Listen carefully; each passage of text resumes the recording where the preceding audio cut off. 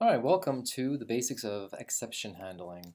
Let's go ahead and start with the program so we can have some examples. So public class exception handling basics. And we'll start with the main method just so we have something to work with. Public static void main string args. Okay, so what is exception handling? What is exception handling? Well, let's have an example to start off with. So let's go ahead and save this and put it in the same place. Make sure it compiles. Everything's great. All right, so let's create an array. So int, I'll just call it 1d equals, and we'll just give it some values. And there we go. So this has 1, 2, 3, 4, 5, 6 things. So if I do system out print line, and I do 1d, and I do the first one, then I should print out a 1.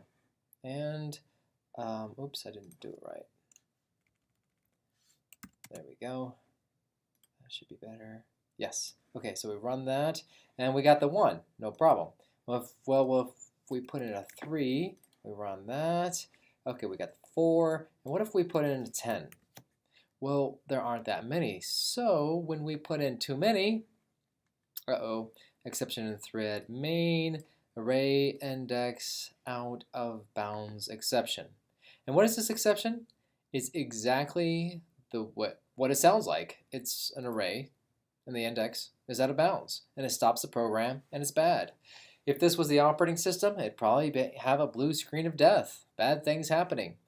So what is exception handling? Exception handling is nothing more than taking care of or handling exceptions. That's all it is.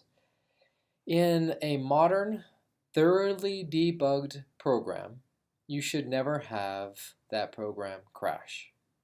Well, this one's not a modern, thoroughly debugged program, so it crashed.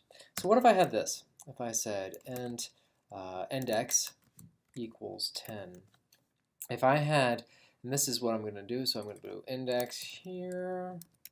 So just the really basics of exception handling is to check. So I'm going to say if index is less than or equal to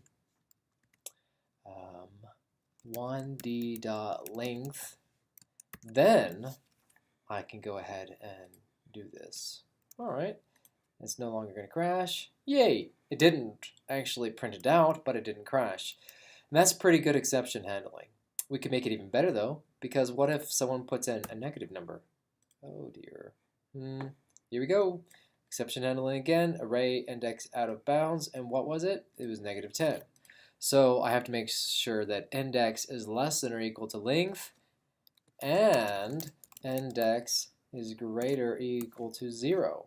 All right, so that should take care of everything.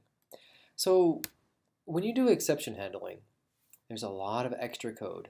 You put in if statements or try catches, which I'll explain in another video, or all sorts of things to be able to anticipate and capture exceptions without causing the program to crash. So that's all exception handling is. Simply being responsible, anticipating mistakes, and making sure that the program does not crash.